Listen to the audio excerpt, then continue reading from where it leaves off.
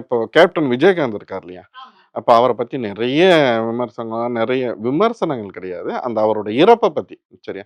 நெறைய விஷயங்கள் போயிட்டுருந்தது. இப்போ அதுக்கு முற்றுப்புள்ளி வச்சதே நான் தான் சோசியல் மீடியால. இப்போ என்ன சொல்றாங்க அப்டின்னாக்கா, அவர் வந்து அவர் இறந்துட்டு அவங்க குடும்பத்தில வந்து வாரிசா பொறப்பாங்க. அ அடுத்தது அவங்க இந்த குடும்பத்துக்கு வாரிசே அவரா தான் மறுபடியும் வருவாரு. ஆண் வாரிசா வருவாரு, பெண் வாரிசா அதுக்கெல்லாம் வாய்ப்பே கிடையாது. என்ன காரணம் அப்டின்னாக்கா, அவர் வந்து அதாவது இந்த ஒரு சில ஆத்மா அடுத்த நிலை அடையும் இல்லையா? அ சில ஆத்மாக்கள் தான் தெய்வ நிலைய அடையும். தெய்வ நிலைய அடையும். இப்போ பார்த்தீங்கன்னாக்கா, இவர் ஒரு சாதாரண மனிதன் தான். சரிங்களா?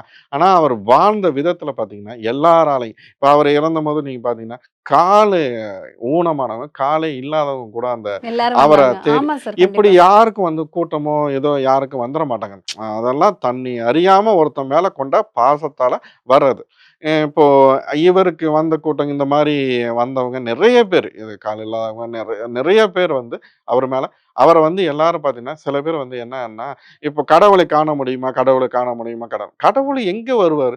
கடவுள் இந்த மாரியான மனிதர் ரூபத்தில தான் இப்போ நம்ம நெறைய பேர் அவர் மேல கூட முரண்பாடு இருக்கலாம். நான் ஒரு உதாரணத்துக்கு தான் சொல்ல வரேன்.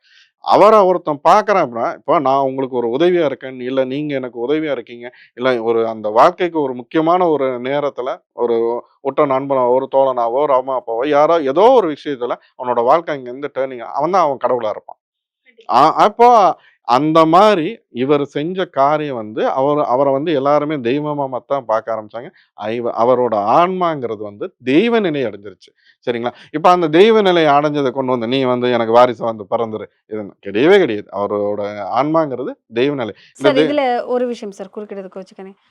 அவரோட அ இறந்ததுக்கு அப்புறம் அவர் வந்து வாகனத்துல கொண்டு போம்போது, மேல கருடர் பறந்தாரு. சாமியோட நகைப்பெட்டியெல்லாம் தூக்கிட்டு போம்போது, காவலுக்கு வரும் கருடர் சொன்ன மாரி, விஜயகாந்த் அவர்களோட உடல் தகனம் செய்றதுக்கு கொண்டு போம்போது, மேல 2 கருடர் பறந்தாரு. அதையுமே எல்லாருமே இந்த காணொளியில பார்த்தோம்.